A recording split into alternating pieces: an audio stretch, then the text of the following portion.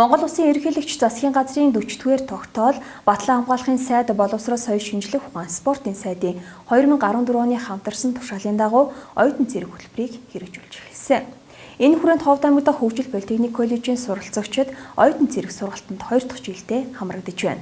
Тэгвэл өнөөдөр цэргийн эрдэмт суралцахаар бэлтгэл сургуультай гарч буй суралцагчдыг сургуулийн удирдлага болон эцэг эхчүүд нь хүндэтгэлтэйгээр үдэж мартууллаа.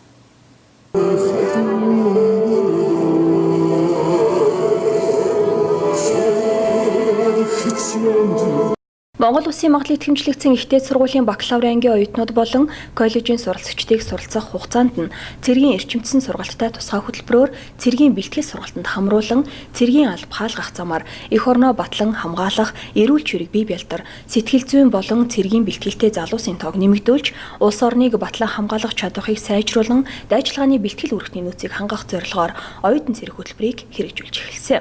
Энэ хүрээнд 2017 онд Ховд аймаг дахь хөгжил политехник коллежийн 15 суралцагч оюутан цэрэг сургалтанд хамрагдаж байжээ. Тэгвэл энэ жил оюутан цэрэг 2018 сургалтанд тус сургуулийн 21 суралцагч хамрагдахаар бэлтгэл сургуультандаа гарлаа. Энэ оюутан цэрэг хөтөлбөрт хамрагдсанаар хоёр том боломж одоо манай оюутнууд олдож байгаа. Нэгдүгээрт нь бол ерөнхөн болж төрсний хувьд эх орноо батлан хамгаалахын ариун үйлсэлд явж одоо эр зэргийнхээ албыг хаах, энэ тэгээ эр зэргийн хүмүүжил авах ийм том боломж олдож байна.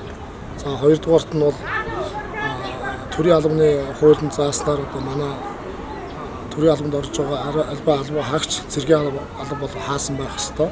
Тэгээ энэ боломжууд нь бол давхар ингэж нээгч байгаа боловсролтой.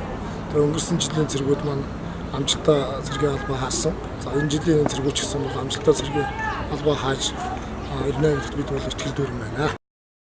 Аймгийн засаг даргын хамгийн газрын дэргэдэх цэргийн штаб зэвсэг төчний 123 дугаар ангийн хамт олон Ховд их сургууль болон Ховд аймаг дахь хөгжил политехник коллежийн захиргаатай хамтран цэргийн эрхийн эрдмийн 96 цагийн хичээлийг сургууль тус бүр дээр өнгөрсөн 2 сарын хугацаанд зохион явуулжээ. Тэгвэл эрүүл мэндийн үзлэгт болон цэргийн эрхийн эрдмийн шалгалтанд тэнцсэн оюутан суралцагчид энхүү мэргэжлийн бэлтгэл сургуультандаа хамрагдаж байна.